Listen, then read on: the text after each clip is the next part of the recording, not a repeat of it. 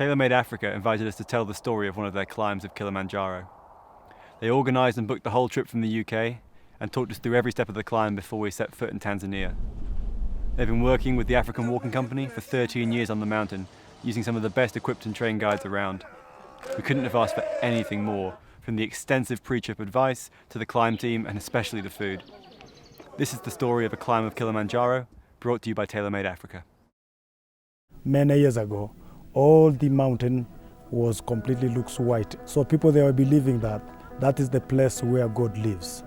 They started climbing, but they never reached to the top, and they baptized this name Kilimanjaro, which is impossible journey. But no longer now calls impossible journey, now it's difficult journey.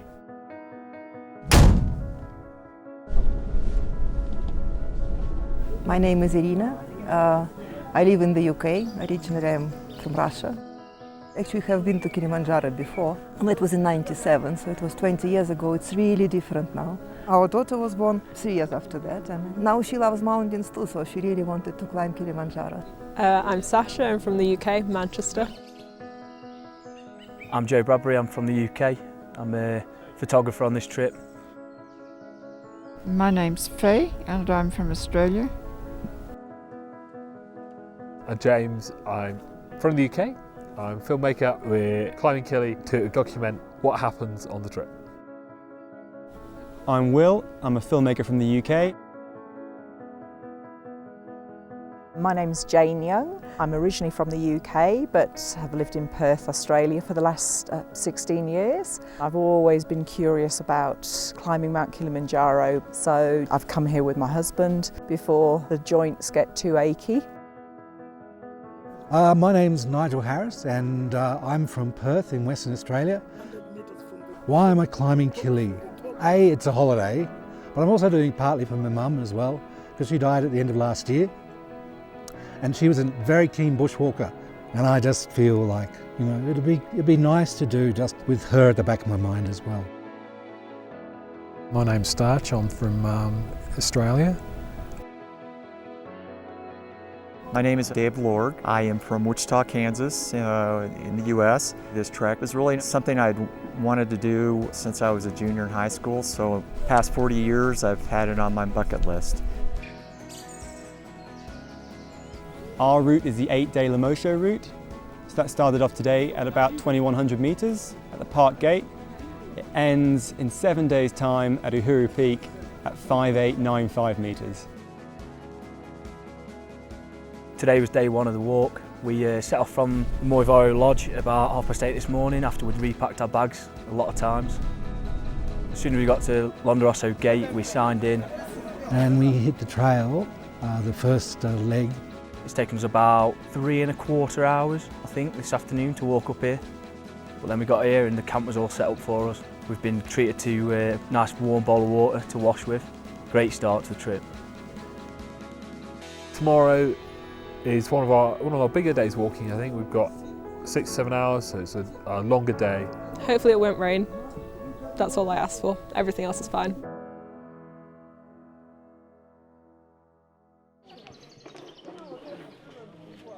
Today was the first morning in camp. 6:30 we got up with bed tea, and then 7 o'clock they brought us some hot water for a wash. By 7:30 going to breakfast. This morning that was porridge, bread, jams. More than you could really eat actually, and probably really should eat. We had a sort of welcome to the mountain ceremony from all the guides and porters at African Walking Company. JT introduced us to all the porters. So they danced, they sang Swahili gospel songs, which were fantastic, really, really moving. My name is JT, stands for Justin Tom. I am the chief guide of this trip.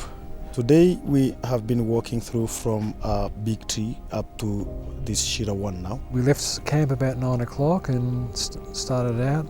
Went through rainforest to begin with. My legs haven't quite woken up yet, so I'm not walking very well, but that's just laziness for you. And then we broke out into the heath zone, I think they call it. And then we rocked up here this afternoon. After getting here, everything was already set up, especially the tents. We took some photos on the sign, and then time to rest a little bit. My group of 12 people, they are all doing good, and we are now on the clouds, not yet to above the clouds.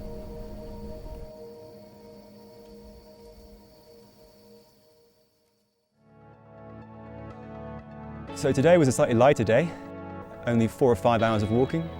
Lots of beautiful singing along the way as well. We've been treated to some really beautiful African singing. I must admit we are finding it tough, the altitude, more than the walking, because the walking isn't really particularly technical, it's more just dealing with the altitude. It's supposed to be only like a 2-hour trek from Shearer 1 to Shearer 2, but we went via Shearer Cathedral, and the view down the valley after that is like the best view in the entire world. I did a little run across the top as well, which I think put a couple of people uneasy. I think this is the first day that we've really felt like a close family on the mountain.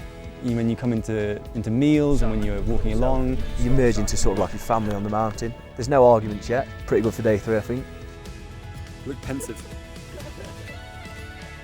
Tomorrow we push on to, I think we reach 4,600 at one point before sort of climbing back down to about this level to sleep again. 4,600 tomorrow I think will push us all pretty far.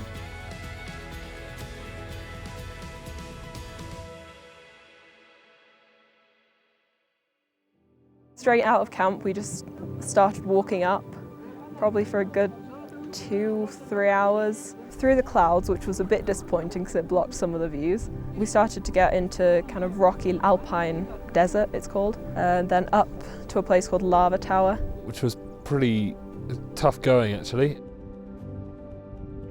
We basically just went to acclimatise so we'd be used to it, because we're camping at that height in 2 days' time. And then started walking down, just relentless downhill. A nice relaxing downhill. We come down 700 metres, I think. You can really feel the difference. We had our first glimpse of Barranco Wall, which we're going to climb tomorrow, which looks intimidating. Slightly worried about the cold. I think I was a little bit too optimistic about the not taking enough warm clothes. But me and my daughter, if we put everything that we have on, I hope we'll be fine. We'll see. This is Barranco Wall, but typically we normally call it breakfast wall. And the reason behind is just right after you have your breakfast, then you start climbing it all the way to the top of it, which is 4,200 meters. I absolutely loved climbing Barranco Wall. So I've heard a lot of things about it, but it was fun actually. Really worked my quads. Scrambling over rocks, sort of hand over foot, so it feels like a real accomplishment when you get to the top. I think that might be my favourite bit of the climb so far. It felt a bit more, I don't know, a bit more active. Today has been incredibly challenging. The Barranco Wall was quite an effort. The whole thing was quite an effort today, really. So Jane and I are having a little bit of a discussion about whether we're really up to doing the summit day.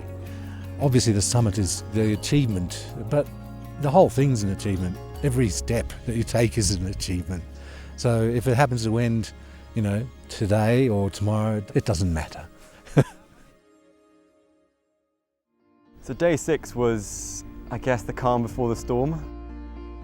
It was really nice to be back on the way to the summit. We'd spent a few days going around the mountain, sort of acclimatising a bit, but it was really nice to be going just up again. So today, it's been a tough climb up an endless hill. It just doesn't seem to stop.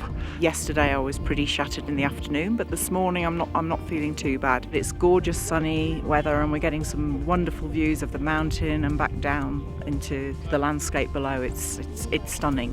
What else? And it's freezing. It was quite a quiet day really actually. Everyone was very aware that summit day was later on that night. We were all sitting there, not chatting as much, all a bit nervous. We were allowed downtime until about, I think it was about 4:30. We were basically just told to rest, to attempt to get some sleep in. Summit, it's 2 nights. We will have a little acclimatization walk before the summit night. Then Then after that, we will have earlier resting. Later, we will start our hiking around 12 o'clock in the midnight.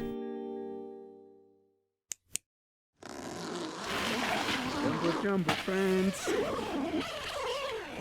Hello, Will. Morning. Good morning, brother. How are you doing? Yeah, good. Did you have a nice sleep? No.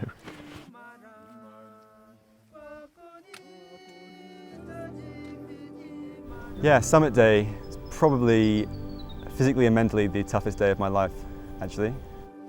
JT came and woke us up at 11 o'clock. You're sort of wriggling out our sleeping bags, really not wanting to do it into the cold. We all ate something and then wrapped up in every single layer we owned. And then we set off about 12:15, all with our head torches on. There was this sort of line of people, like a big caterpillar with little lights. It was pitch black, all you could see were the stars. It was so dark that you couldn't tell where you were going, really, or how far you had to go. We were walking up switchbacks and you could see about maybe 4 left and rights up ahead. And then you'd walk those 4 and there'd still be 4 up ahead. It was endless, and it wasn't a matter of covering distance, it was just, can I keep walking until the sun comes up? Because then I know I'll be near the top. And eventually I saw the red line on the horizon, which meant the sun was rising and we were close to Stella Point. Amba, amba, amba, amba, amba. 7:15 in the morning, we got to Stella Point and the sun rose as we got there, which was absolutely amazing. Something that I don't think I will ever forget. You're at Stella Point, you can see Uhuru just round the corner, and you know now that you can do it and you've got there. That was hard work. Longest day walking I've ever had. Coming up there was pretty huff and puff, but I'm glad we made it up to Stella Point. We've just got to get up there yet.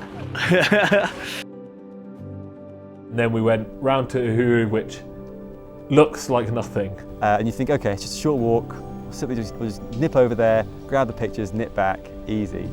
But that was probably the most difficult hour of the whole trek. We got to the peak, to the summit of Kilimanjaro at 8:25. Absolutely breathtaking scenery around us. I had never seen anything like it in my life.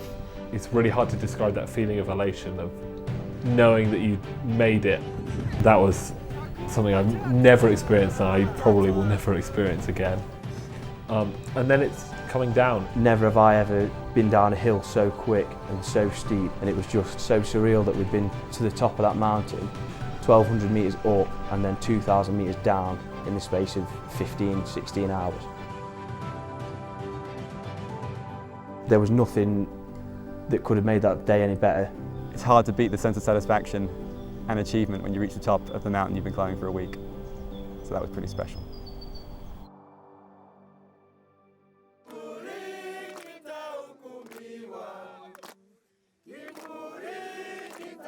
The final day, the final morning, we had our tipping ceremony. We are feeling incredibly overwhelmed by how much you've welcomed us as part of your family. You are fantastic. Mulikuwa fantastic.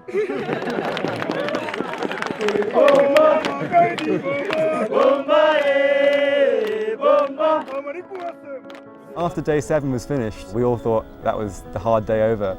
And then day 8 came around, 5 hours downhill. And then back to the lodge. And getting back to the lodge after 8 days on that mountain felt fantastic. You don't understand how much you appreciate washing. Last night was the best shower I've ever had, and I've had another one this morning, so I'll probably have another one in about half an hour as well. Just such a delight. I decided that I didn't want to attempt the summit a few days beforehand. Who knows, I might have been able to make it to the top, but I'll never know. But I can live with that decision. I did join the group making the summit attempt. A few hours into that attempt, I really hit a wall, and I made the really tough decision to come down, which does make me feel a bit emotional because I was really hoping to summit. I'm really convinced that the decision was the right one for me, but it was a tough one. I got a little teary-eyed when I made it to the summit because this had been a 40-year dream of mine. So after 40 years of thinking about it, standing on top of Africa was amazing to me. If someone came up to me and said they wanted to climb Kili, I think I'd tell them two things. One, tailor-made Africa, and two, African Walking Company. Literally rang Tailor-Made Africa. I want to go do Kilimanjaro. 2 weeks later, they'd got me an itinerary set up, everything towards it. They were absolutely awesome. I can't speak highly enough of the African Walking Company. They are absolutely amazing. You knew that they were there for you and they really cared, and they were always there with a smile whenever you needed anything. And JT is just superhuman. The actual trip itself has absolutely exceeded every expectation I had of it. I've done a lot of walking, but it's certainly been one of the most special walks I've ever done. It was lovely to be part of such a friendly, supportive group, and that's something that we'll definitely treasure. It was the most amazing experience I've ever had. What else can I say?